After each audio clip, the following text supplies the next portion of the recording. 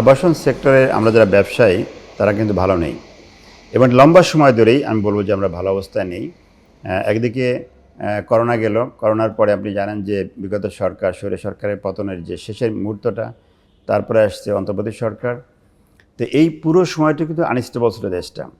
মানুষ সাধারণত এই প্লট ফ্ল্যাট যে সম্পদগুলো আছে স্টেবল অবস্থা মানুষ কিনতে স্বাচ্ছন্দ্য বোধ করে, যার কারণে অ্যাজ এ হোল কিন্তু আমাদের দ্রব্যমূল্য বাড়ার আগেই বলতেছি আমাদের সেল কিন্তু 60% পড়ে গিয়েছে মোটা দাগে। এরপর আসলে হচ্ছে আপনারা জানেন যে ইরান এবং আমেরিকার যুদ্ধের কারণে আমাদের প্রায় সবগুলো আমাদের যে র মেটেরিয়াল বা আমরা যে কনস্ট্রাকশন মেটেরিয়াল ইউজ করি তার সবগুলো দাম বেড়েছে। সিমেন্ট, রড থেকে শুরু করে প্রত্যেকটারই দাম বেড়েছে। আমরা ইনহাউস হিসাব করে দেখেছি গড়ে প্রায় 31% দাম বেড়েছে। তো এটা যুদ্ধের কারণে হয়েছে। এরপরে আবার দেখা গেলো যে আমরা এই বাজেট যখন আসছে, বাজেটটা কিন্তু বারবার করে সরকারের সাথে মিটিং করেছি, আমরা বলার চেষ্টা করেছি যে এই জায়গাগুলো অ্যাড্রেস করা দরকার। কারণ আবাসন বাংলাদেশের মানুষের যে মৌলিক 5টা চাহিদা তার একটা। তো এখানে নীতি সাপোর্ট লাগবে, সহায়তা লাগবে। তো বারবার করে বলার চেষ্টা করেছি সরকারকে যে আমরা যে এই জায়গাটা অ্যাড্রেস করা দরকার, কিন্তু সরকার সেটা করে নাই। উপরন্তু আবার দেখা গেল ট্যাক্সে যে এই সমস্ত সাপোর্ট ইন্ডাস্ট্রি সিমেন্ট, রড থেকে শুরু করে কেবল যেটা আছে, কাঁচ বা গ্লাস যেটা আছে, তো তার প্রত্যেকটার উপরে ট্যাক্স বেড়েছে। অর্থাৎ আগের 31% আর এটা যদি আরও 12% বাড়ে তাহলে মোটা দাগে বলা যায় প্রায় 40 থেকে 45% কিন্তু দাম বেড়ে যাচ্ছে। যদি 40 থেকে 45% দাম বেড়ে যায় তাহলে কিন্তু আলটিমেটলি এটা কিন্তু সাধারণ মানুষের, মধ্যবিত্তের, নিম্ন মধ্যবিত্ত যারা আছেন তাদের কিন্তু একটা মাথা গোঁজার ঠাঁই যে স্বপ্নের ঠিকানা সেটা করার মতো সামর্থ্য তাদের থাকবে না, তাদের সেই ক্রয় করার সেই ক্যাপাসিটি তাদের থাকবে না। সব মশার বিরুদ্ধে সুরক্ষা দিতে এলো বসুন্ধরা এক্সট্রিম অ্যারোসল, মশার বিরুদ্ধে এক্সট্রিম সুরক্ষা। তো সেই জায়গায় আমরা সরকারকে বারবার বলেছি, কয়েকটা বিষয় স্পেসিফিক বলছি আমি। একটা হচ্ছে যে আমাদেরকে নীতি সাপোর্ট দিতে হবে। নীতি সাপোর্ট কেন এটা বলি, যে আমাদের যে কোনো ইন্ডাস্ট্রি যখন কস্টিং বেড়ে যায় তখন তারা কিন্তু দাম বাড়া যায়। যেমন আমি একটু আগে বললাম যে যখন যুদ্ধের কারণে আমাদের র মেটেরিয়াল আসার ক্যারিং খরচ বাড়ছে তখন কিন্তু সিমেন্টের দাম কোম্পানি ভেদে 50 থেকে আপনার 100 টাকা দাম বেড়েছে। রডের দাম 20,000 টাকা বেড়ে গেছে। তারপরে তারের দাম বা কেবলের দাম সবগুলো কিন্তু দাম বেড়েছে।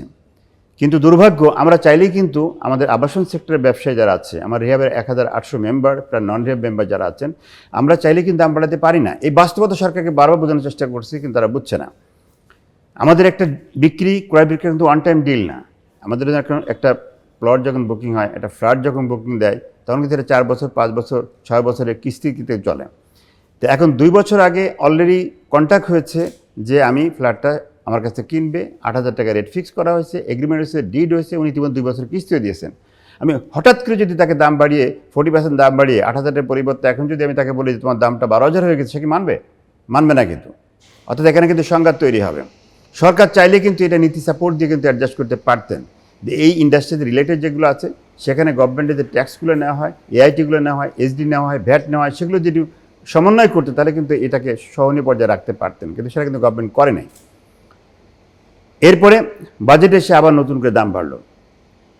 আরও মজার বিষয় রয়েছে যে আপনি দেখেন যারা ডেভেলপার, আমরা যারা ডেভেলপ করি এবং যারা ল্যান্ড ওনারদের জমিটাই আমরা ডেভেলপ করি, এই ল্যান্ড ওনারদের আগেই ছিল যে তাদের সাইনিং মানি দিয়ে আমরা সেটার 15% ট্যাক্স দেওয়া লাগতো।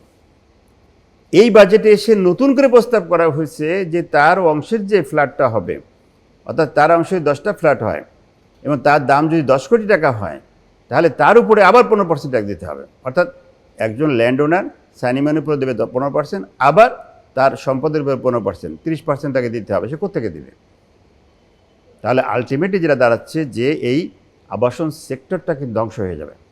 আবাসন সেক্টর কিন্তু চলবে না, এটা বন্ধ হয়ে যাবে। তো সে কারণেই আমরা বারবার করে সরকারকে বলার চেষ্টা করছি, বোঝানোর চেষ্টা করছি। জানি না আমরা হয়তো সেইভাবে বলতে পারছি কিনা জানি না। এখন পর্যন্ত সরকারের কাছে আমরা এটা যেটা গুরুত্বপূর্ণ সেক্টর, এখানে যে অ্যাড্রেস করতে হবে, এখানে যে এই ট্যাক্স কমাতে হবে, সেই জায়গায় কিন্তু এখনও অ্যাড্রেস হয়নি। আরেকটি বিষয় আমরা ক্লিয়ারলি বলেছি, সেটা হচ্ছে রেজিস্ট্রেশন খরচ। আমাদের যে প্লট এবং ফ্ল্যাট রেজিস্ট্রি করা হয়, এই রেজিস্ট্রেশন খরচটা হচ্ছে বাংলাদেশে এশিয়ার মধ্যে সর্বোচ্চ, মানে সর্বোচ্চ অস্বাভাবিক বেশি, এটা অন্য কোথাও নাই। যার জন্য বলেছিলাম যে রেজিস্ট্রেশন খরচটা সহনীয় মাত্রায় নিয়ে আসা, যে এটা 6 থেকে 7% মধ্যে নিয়ে আসা, সেটাও কিন্তু আমরা বলার পরে গুরুত্বের সাথে বিবেচনা করা হয়নি। এরপরে আসেন একদিকে আপনি আমাদের কনস্ট্রাকশন মেটেরিয়াল দাম বাড়ছে, অন্যদিকে ব্যাংকের দেখেন রেট দেখেন যে ব্যাংকের রেট কিন্তু 14-15-16%। তো 14-15-16% রেটে ইন্টারেস্টের টাকা নিয়ে সেই টাকা দিয়ে কিন্তু আসলে আবাসন ব্যবসা করা সম্ভব না, কোনোভাবেই সম্ভব না।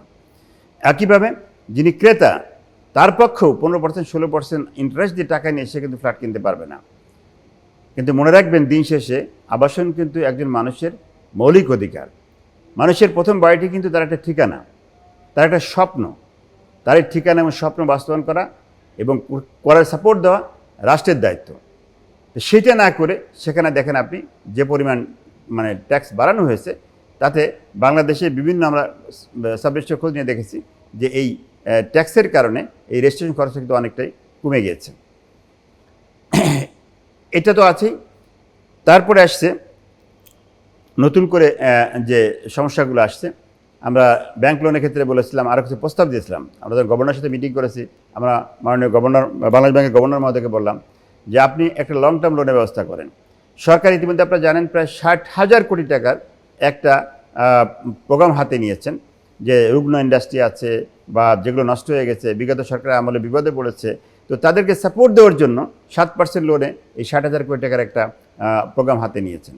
আমরা সেখানে সাথে সাথে গভর্নর মহাশয় দেখা করেছি, আমরা প্রশ্ন করেছি এর মধ্যে আবাসন আছে কিনা, উনি বলেছেন না, আবাসন নাই। তার মানে সরকারের কাছে আবাসনের গুরুত্বটা এখনও ক্লিয়ার নয়।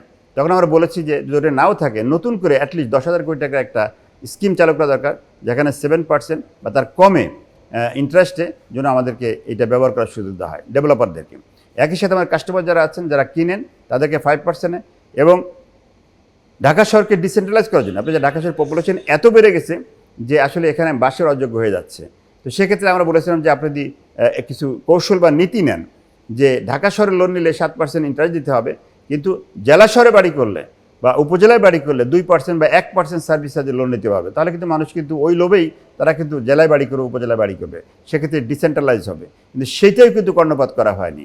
অর্থাৎ মোটা দাগে যদি বলতে চান, এই বাজেটে আমরা যা চেয়েছি তার কোনোটাই করা হয়নি। শুধু একটা জায়গায় একটি অ্যাড্রেস করা হয়েছে, সেটাও এখন আমাদের কাছে ক্লিয়ার না, সেটা হচ্ছে অপ্রদর্শিত। আমি কিন্তু বলছি না ব্ল্যাক মানি, অপ্রদর্শিত অর্থটা ব্যবহার করার জন্য নির্দিষ্ট শর্ত সাপেক্ষে এই সুযোগের কথা এই বাজেটে বলা হয়েছে।